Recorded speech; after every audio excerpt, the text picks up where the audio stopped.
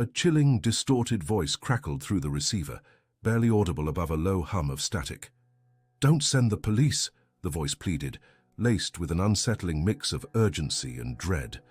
This was no ordinary 911 call. It began like countless others, a panicked plea for intervention. Yet it quickly veered into a territory far darker, far more perplexing. The dispatcher, a seasoned veteran named Sarah, with years of experience navigating the chaotic symphony of human distress, felt an immediate jolt of unease. This wasn't a cry for help. It was a desperate plea for avoidance, a frantic attempt to repel the very assistance she was trained to provide. The caller's initial words were a torrent of fragmented sentences, each one a brushstroke painting a picture of escalating terror. "No officers, please. They'll make it worse."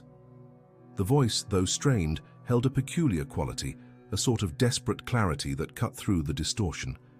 Sarah, ever the professional, maintained her calm. Her fingers danced across the keyboard, logging the incoming call, her mind already sifting through the auditory clues. "Sir, ma'am, please calm down," she instructed, her tone soothing yet firm. "I need you to tell me what's happening. What's your emergency?" The standard questions, the routine protocol designed to peel back layers of panic and extract vital information, seemed to bounce off the caller like water off a duck's back.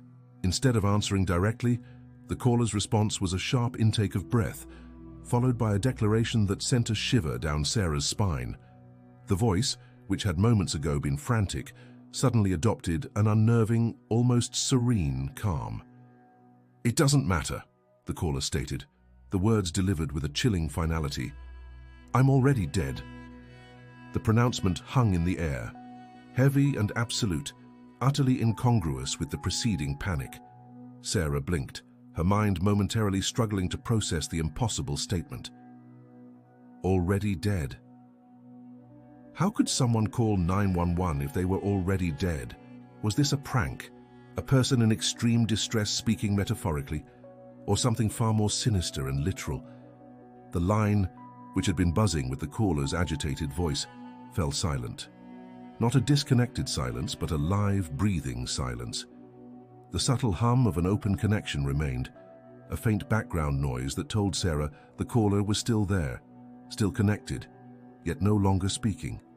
It was a silent testament to an unresolved situation, a void filled with questions and an eerie sense of foreboding. Sarah's heart pounded, a rhythmic drum against her ribs. She called out, "Sir?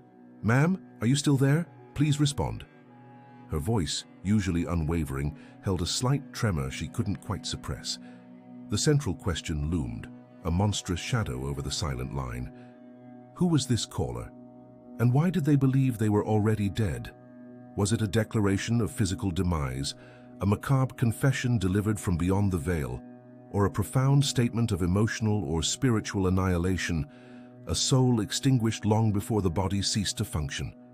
The initial mystery was multi-layered, a palpable fear of police intervention, a declaration of death that defied logic, and a live but utterly silent phone line, holding its secrets close.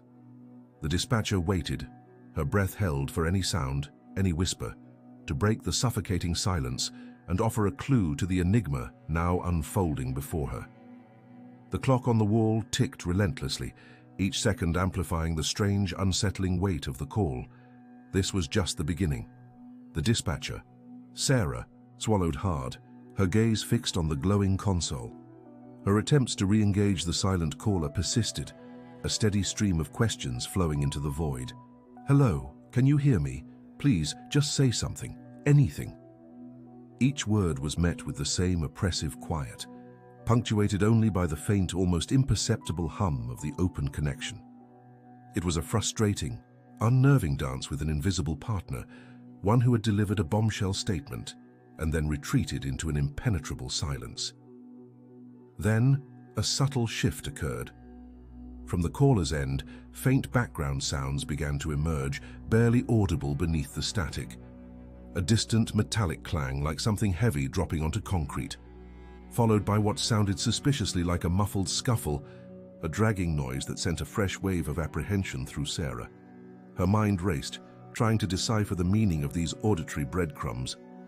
Were they indicative of a struggle in progress, or the aftermath of one. The desolate quality of the sounds suggested an isolated location, far from the usual urban din that often accompanied emergency calls. The timestamp on the call log glowed brightly.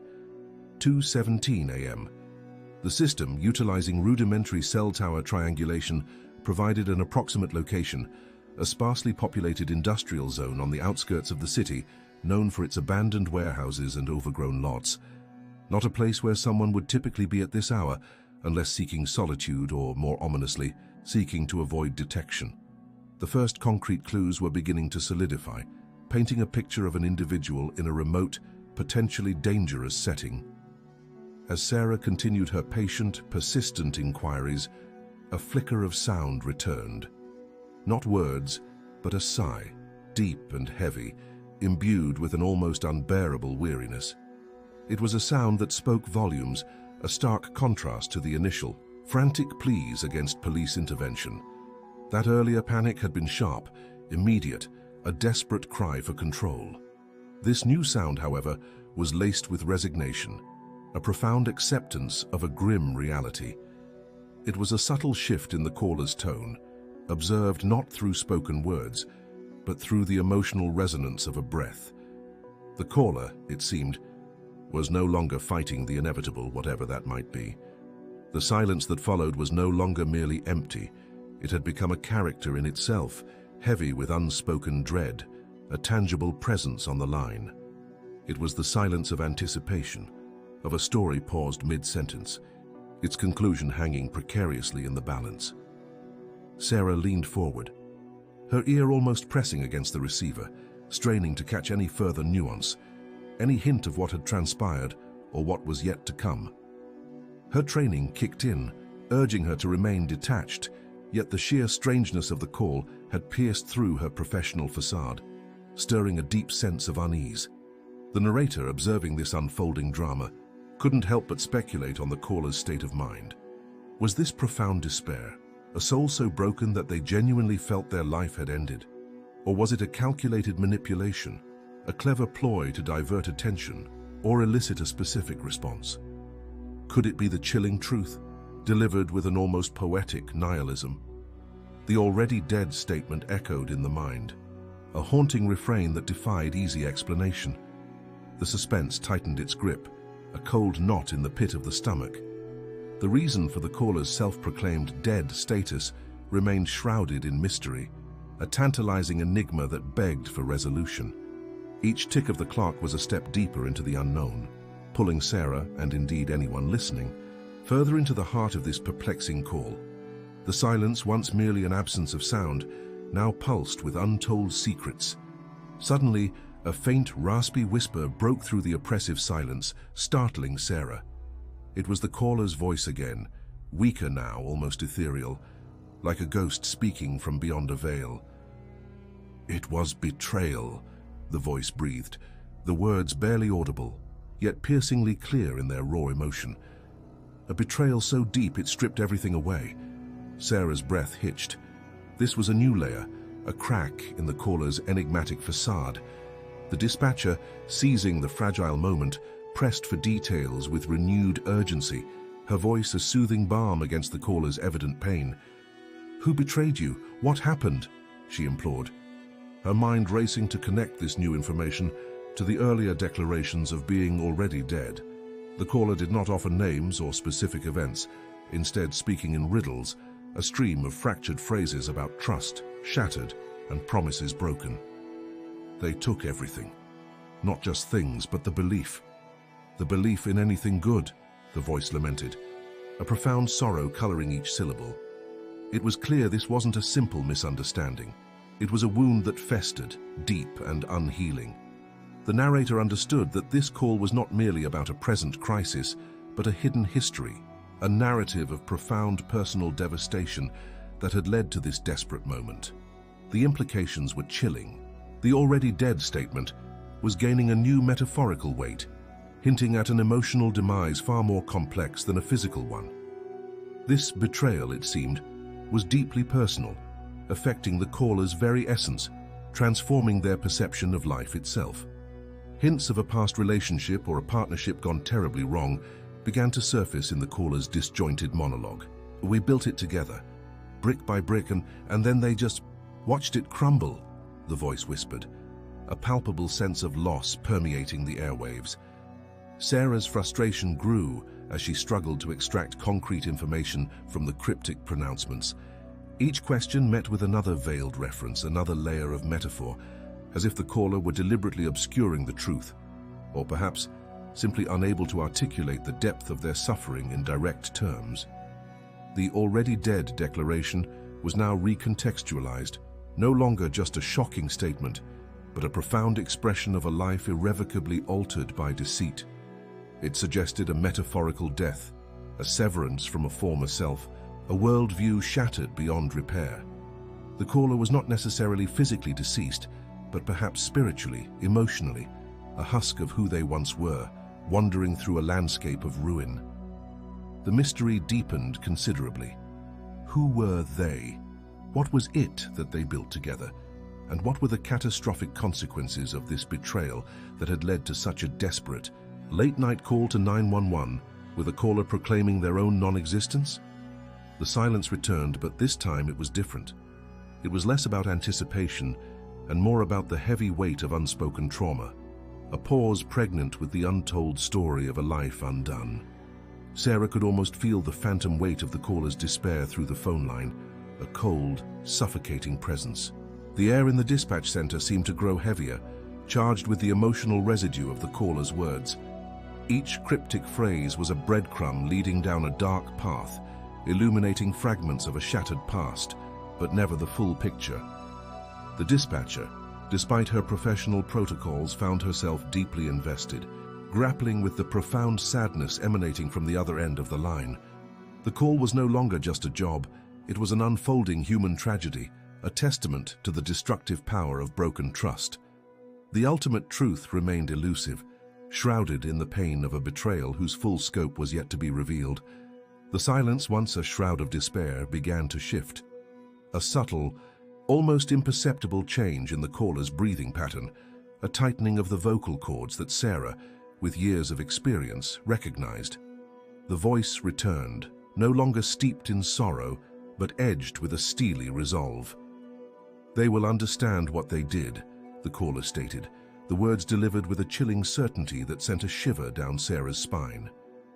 "Justice demands it. It's time to make things right." The transformation was stark, from victim to something more formidable. This wasn't merely about despair anymore. It was about retribution, a meticulously crafted plan perhaps, simmering beneath the surface of their earlier lamentations. The narrator, observing this chilling metamorphosis, began to explore the disquieting possibility of a revenge plot unfolding live on the 911 line. The caller's shift in tone was too deliberate, too focused to be a mere outburst of anger. It suggested premeditation, a calculated journey from profound pain to a desire for balancing the scales. However violent that balance might be, the silence that punctuated these pronouncements was no longer empty. It was filled with an almost imperceptible sound, like the distant, muffled clang of metal, or perhaps a heavy object being dragged across a rough surface. It was faint, easily dismissed as static, yet it hinted at a physical activity, a struggle, or preparation for one. Sarah's concern escalated dramatically. What had begun as a call from a deeply distressed individual now carried the menacing undertone of potential danger, not just for the caller, but potentially for others. The caller's motivations were becoming horrifyingly clear. They were not merely a victim of circumstance, but an agent of their own grim destiny, poised to enact a form of justice that might very well involve violence.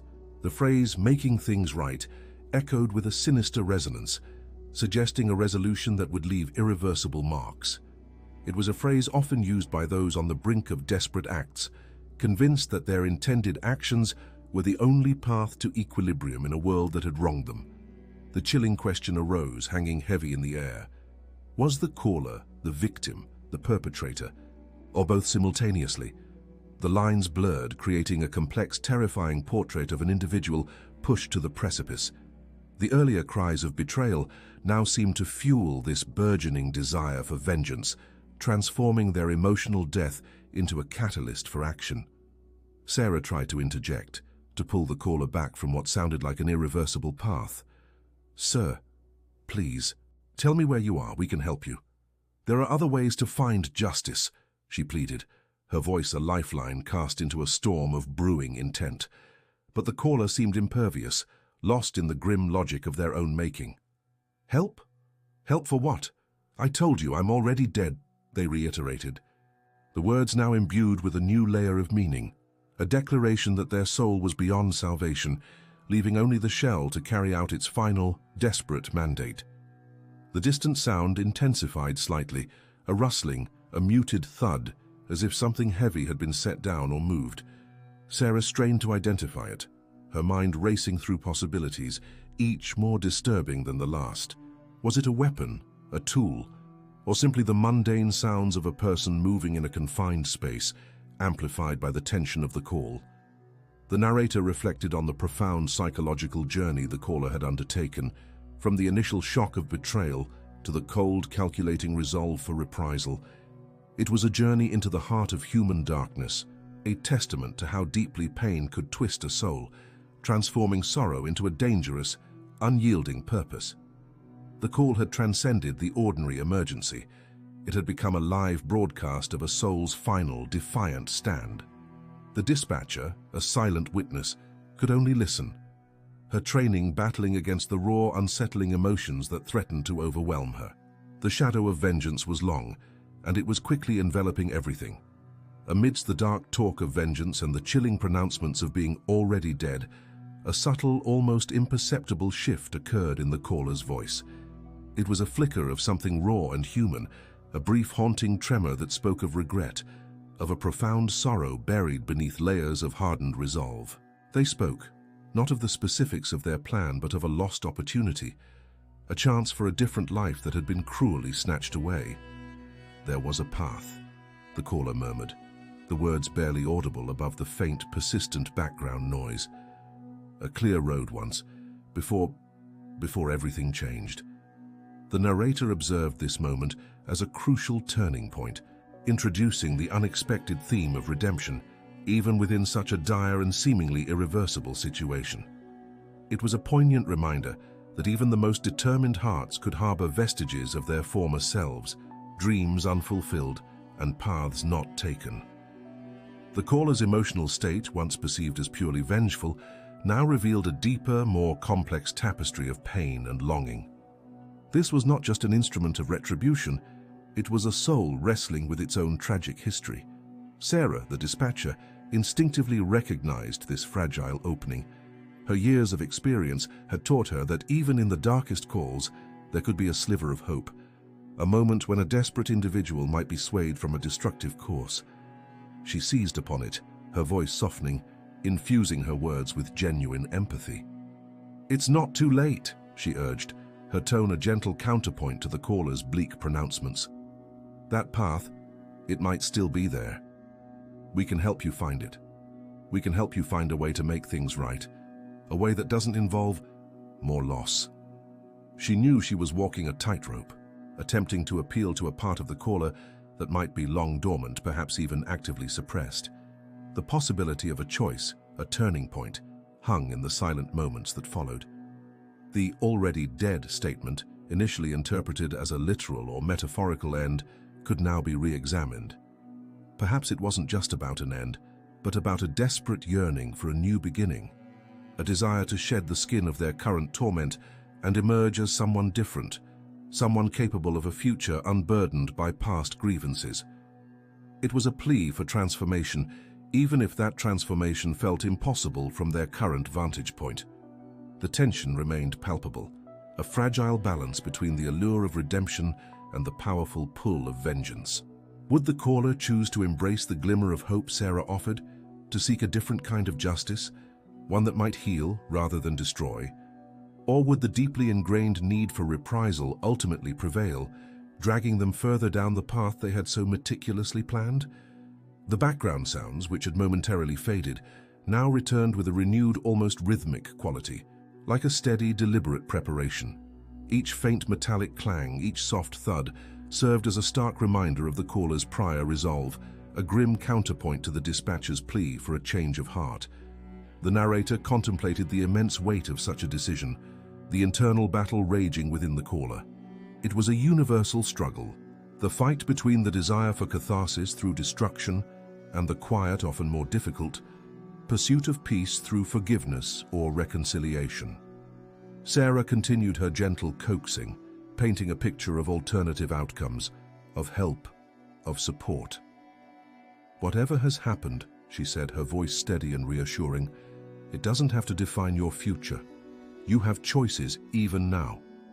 The caller remained silent for a long moment, the internal conflict almost audible in the strained quiet of the line. The fate of that lost opportunity, that different life, seemed to hang in the balance, swaying precariously between hope and despair. The long silence was finally broken, not by Sarah's continued gentle coaxing, but by a raw, guttural sigh from the caller.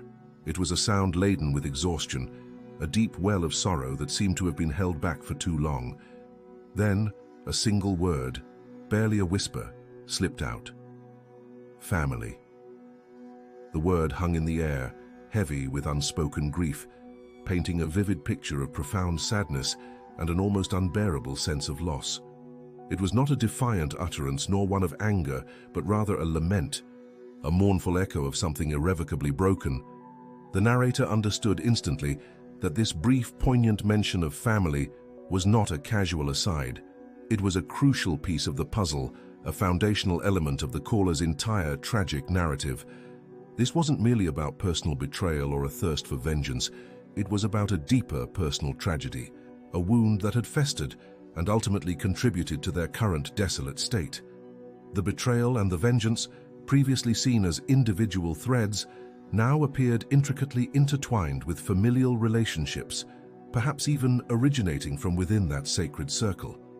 The already dead declaration could now be seen through a new lens, not just as the death of a personal future, but as the symbolic death of a family unit, or the crushing demise of hope within those bonds. Sarah, ever perceptive, recognized the shift. The caller had offered a fragile thread, a potential pathway into the core of their pain. She pushed gently, her voice still soft, but with a newfound urgency. "Your family?" she asked, hoping to elicit more, to find a concrete connection, a name, a location, anything that could help bridge the chasm of their despair. "Can you tell me about your family? Are they okay?" She knew the question was loaded, but the glimpse of raw emotion had opened a door she couldn't ignore. This was no longer just about preventing an act of violence, it was about understanding the depths of a soul in torment. The caller's response was not immediate. There was another drawn-out pause, even heavier than the last, filled with what sounded like a struggle to articulate unspeakable pain. The background noises, the metallic clangs and soft thuds, had momentarily ceased, replaced by an unsettling quiet that amplified the caller's internal battle. When they finally spoke again, their voice was strained, almost hoarse, as if each word was physically painful to utter. "They were everything," the caller choked out, the words laced with an unbearable ache. "And they were taken, broken, because of him." The him hung in the air, an invisible accusation, a singular focus for all the anguish. The reluctance to elaborate further on the family, beyond that agonizing declaration, hinted at a painful secret, a trauma so profound it was difficult to voice. It suggested a narrative of loss and betrayal that extended beyond the caller's individual experience, encompassing a wider sphere of loved ones. The narrator considered the implications. Was the betrayal mentioned earlier a familial one?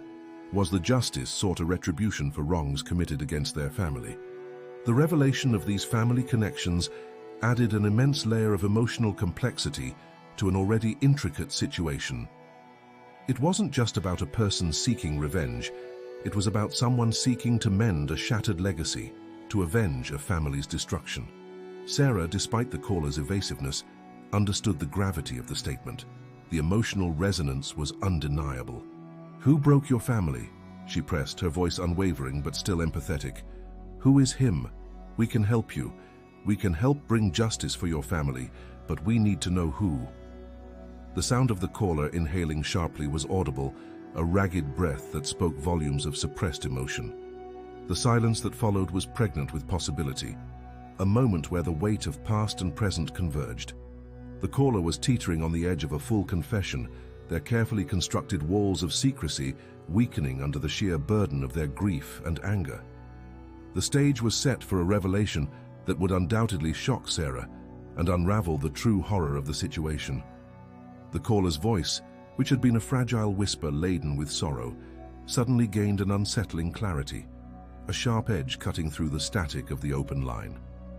It was as if the mention of family, the raw wound of their loss, had stripped away the last vestiges of their hesitation. The urgency in their tone was palpable, a desperate surge of adrenaline before an inevitable plunge. Sarah braced herself, her heart hammering against her ribs, knowing that the moment of truth, the culmination of this agonizing call, was imminent.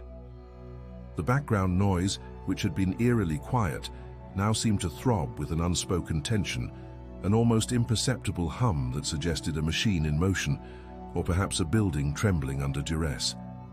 His name? "It's Robert Maxwell," the caller stated.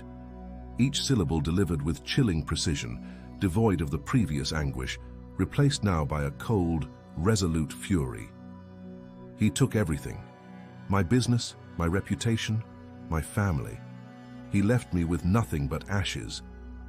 The confession wasn't just about a name, it was an indictment, a complete unraveling of the intricate web of betrayal and vengeance.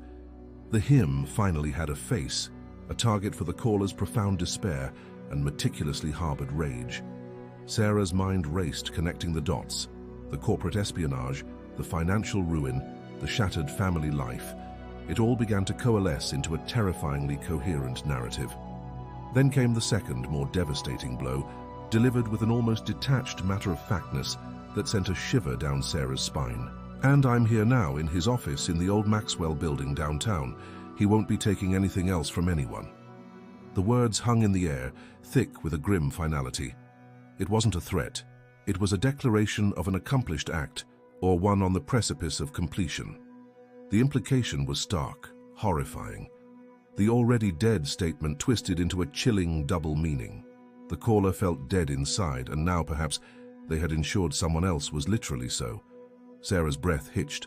Her professional composure, usually an unyielding shield, threatened to crack.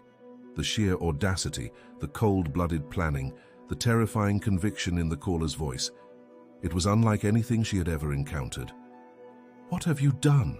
she whispered, the question barely escaping her lips, her voice laced with a raw mix of fear and disbelief. She could hear the faint, rhythmic ticking sound now, distinct from any earlier background noise, a sinister counterpoint to the caller's confession. It was a sound that instantly conjured images of impending disaster, of something irreversible about to unfold. The caller's response was a low, mirthless chuckle devoid of any genuine amusement. What I had to do, what he deserved. And then the ultimate revelation, delivered with a chilling calm that belied the enormity of the act. "The building is rigged. 3 minutes. That's all anyone has. It's set to go, a final gift from a man who had nothing left to lose." The ticking grew louder, more insistent, confirming Sarah's worst fears. It wasn't just a confession of a past act. It was a live, unfolding catastrophe. The already dead was not just a metaphor for the caller's soul, but a literal premonition for others, perhaps even for themselves. Sarah scrambled, her fingers flying across her keyboard, trying to relay the critical information to her supervisor, to the police, to anyone who could intervene, to evacuate the building. Her mind screamed with the urgency of the moment, the sheer weight of lives hanging in the balance. But before she could fully articulate the horror, before she could even shout a final plea, the caller spoke again, their voice softer now, almost wistful. Tell them I found my peace." Then, with a definitive, jarring click, the line went dead. The silence that followed was deafening, a gaping void where the caller's chilling voice had just been. Sarah sat frozen, the receiver still pressed to her ear, the sudden emptiness a stark contrast to the frantic ticking that had permeated the last moments of the call. The confession had been delivered, the truth unveiled, and now Only the horrifying echo of those final words remained. The conflict had reached its horrifying peak, and the abrupt end of the call left Sarah and anyone listening utterly stunned, grappling with the immediate, overwhelming reality of what had just transpired. The immediate aftermath of the call was a whirlwind of controlled chaos within the 911 center. Sarah, though visibly shaken, had managed to relay the critical details to her supervisor even as the caller delivered their chilling ultimatum. Sirens wailed almost instantly, a symphony of urgent response tearing through the urban landscape towards the old Maxwell building. Police cruisers converged, lights flashing a desperate ballet against the darkening sky, followed swiftly by fire engines and a bomb disposal unit. The urgency was palpable, a frantic race against the 3-minute countdown the caller had so calmly declared. Officers swarmed the perimeter, establishing an immediate evacuation zone, their shouts echoing through the streets as they herded confused pedestrians and workers away from the looming structure.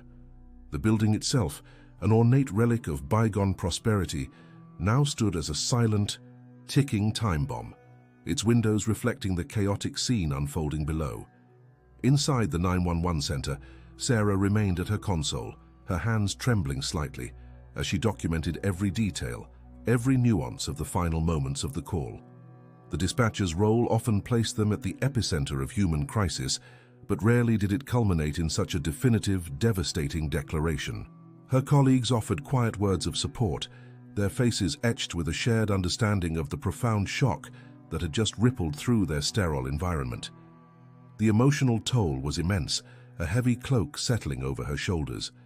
She had been a conduit for a final desperate act, a witness to a soul's complete unraveling, and the weight of that experience would undoubtedly linger. The search for the caller and the precise location of the device was now paramount. Based on the caller's fragmented statements and the background noises Sarah had meticulously noted, a search team was already being assembled, preparing to enter the potentially rigged building. The limited information was a cruel challenge. They knew the building, the floor, possibly even the office, but the specifics of the device, its exact placement, remained a terrifying unknown. Every second was a gamble, every decision fraught with peril. The resolution of the immediate crisis, the physical threat, was underway, but the emotional fallout, the intricate web of betrayal and vengeance that had led to this catastrophic moment, was far from resolved. As the minutes stretched into an agonizing eternity, news filtered back to the center. The building had been successfully evacuated, though the bomb squad was still struggling to locate the device, its hidden nature making their task agonizingly slow. The caller's chilling precision had ensured maximum disruption and fear. The impact of the call on Sarah, and indeed on all the emergency services involved, would be profound. It was a stark reminder of the hidden depths of human despair and the unpredictable ways in which it could manifest. The dispatcher, a silent hero in countless unseen dramas, had just been thrust into the heart of a tragedy that would undoubtedly become a case study in their training manuals for years to come. The ultimate fate of the caller remained shrouded in ambiguity, adding another layer of haunting uncertainty to an already devastating situation. Had they truly found their peace, as their final words suggested, or had their act of vengeance consumed them entirely within the very walls they had rigged? The explosion, when it finally came, was a muffled roar, shaking the ground even miles away, confirming the caller's grim promise. The Maxwell building, once a symbol of stability, was now a smoldering ruin, a monument to broken trust and vengeful despair. No body was ever definitively identified as the callers among the debris, leaving their final moments a mystery, a chilling whisper in the wind. The legacy of the call, therefore, was not merely the destruction of a building, but the lingering questions it posed about the human spirit. It served as a stark, unforgettable lesson for the emergency services that behind every frantic voice on the line, there often lay a complex tapestry of betrayal, vengeance, and a desperate, often misunderstood cry for help. The chilling reality of that single desperate call, "I'm already dead," echoed in the silence, a haunting testament to the unseen battles fought within the human heart and the catastrophic consequences when those battles were lost. The world moved on, but the memory of that call and the soul it laid bare would forever remain etched in the annals of the city's darkest hours.